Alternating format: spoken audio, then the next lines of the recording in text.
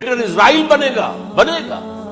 حدیث میں خبر ہے یہ سارے مسلمان ممالک تمہارے ہاتھ سے نکل جائیں گے مسلمانوں کے، یہ عراق اور اردن اور یہ اور وہ، یہاں تک کہ ترکی، سعودی عرب کا بھی شمالی حصہ نکل جائے گا. البتہ مدینے کا جو ان کا پروگرام ہے اس کو اللہ نہیں پورا ہونے دے گا، مدینے میں داخلے کی ان کو اجازت نہیں ملے گی. بہرحال یہ سارا کچھ ہونے والا ہے. وہ وقت بھی آنے والا ہے کہ حضور کی ایک حدیث کے مطابق ایک شخص کے 1000 بیٹے ہوں گے تو 999 ختم ہو جائیں گے ایک بچے کا. یہ وقت بھی آنے والا ہے کہ حضور فرماتے ہیں اتنی بڑی جنگ ہوگی، اتنی خوریزی ہوگی کہ پوری زمین اٹ جائے گی لاشوں سے. تو پرندہ جو ہے کوئی، ایک تو پرندے ہوتے ہیں کہ جو مردار خور ہے، گدھ ہے، وہ تو بڑی خوشی سے اتریں گے، تناول فرمائیں گے لاشوں کو. اسی طریقے سے کوے ہیں، چیلے ہیں. لیکن جو نفاست پسند پرندے ہیں وہ لاش کے اوپر اترنا نہیں چاہتے. تو ایک پرندہ اڑتا چلا جائے گا، اسے کہیں زمین پر اترنے کی جگہ نہیں ملے گی، لاشیں ہی لاشیں ہوں گی، یہاں تک کہ وہ تھک ہار کر اس کی جو ہے پر جواب دے جائیں گے، گرے گا تو لاش پر گرے گا. یہ وقت آنے والا، اور یہ یہودیوں کے ہاتھ میں، یا یہودیوں کے جو سپورٹرز ہیں اس وقت، جو ان کے ہاتھ میں اعلی کار ان کے ہاتھ میں آنا. میرے نزدیک اس کام کے لیے اس ملعون قوم کو کہ جو حضرت عیسیٰ کے زمانے سے ملعون ہو چکی، اس کو باقی رکھا گیا ہے، اسے یہ موقع دیا گیا ہے.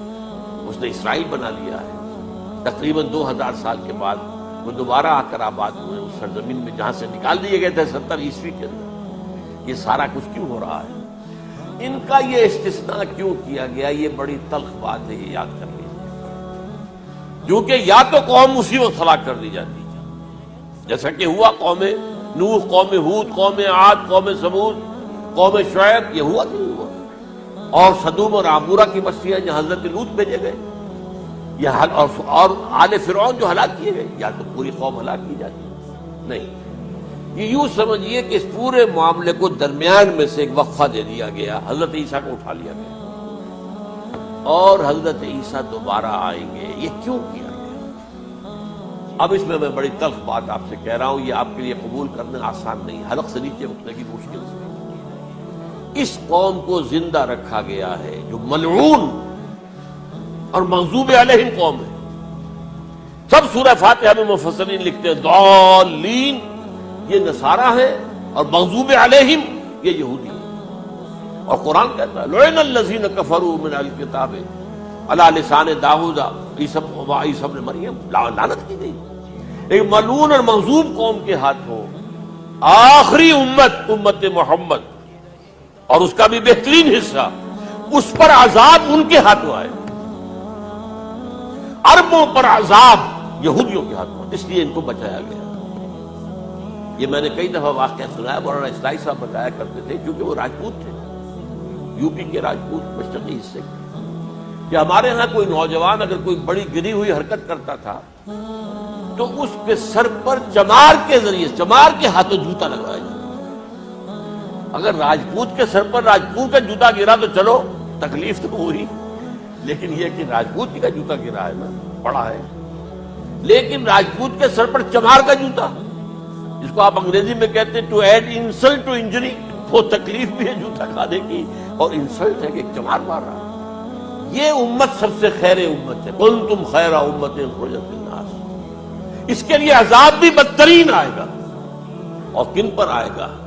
اس امت کا جو اصل نیوکلیس ہے عرب، جس کے بارے میں حضور کی حدیث موجود ہے ویل للعرب، عرب کے لیے بہت بڑی ہلاکت. اور آج ہماری نظر میں آ رہا ہے وہ ملعون اور مغضوب علیہم قوم، ان کے سینے کے اندر خنجر کی طرح بھونکی گئی ہے. اور 30 کروڑ کے قریب عرب بے حمیتی، بے غیرتی، بزدلی، کمزوری، ذلت، مسکرت کی مثال بنے ہوئے. کوئی بول سکتا ہے اس اسرائیل کے خلاف؟ کوئی بول سکتا ہے؟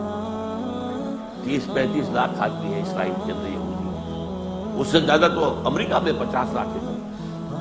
کل 1.25 کروڑ آدمی ہے یہ یہودی پوری دنیا کے اندر. لیکن دیکھیے جو چاہتا کرتا ہے. جب چاہا اس نے عراق کے ایٹمک انسٹالیشن کو تباہ کر دیا، اور سعودی عرب کی فضا میں اس کو فیول کیا ہے انہوں نے، دوبارہ ری فیولنگ جو ہوئی ہے ان کے جہازوں کی، وہ سعودی عرب کی فضا میں. اللہ تعالیٰ نے یہ کوڑا ان مسلمانوں کے لیے رکھا ہوا ہے کہ جن کے رتبے ہیں سوا، ان کی سوا مشکل ہے۔ جتنا اونچا مقام اللہ نے دیا عربوں کو، ان میں حضور کو اٹھایا، ان کی زبان میں اپنا آخری کلام نازل کیا، تو ان کی ذمہ داری بھی بہت ہے۔ جن کے رتبے ہیں سوا، ان کی سوا مشکل ہے۔ یہ ہے میرے نزدیک، واللہ اعلم۔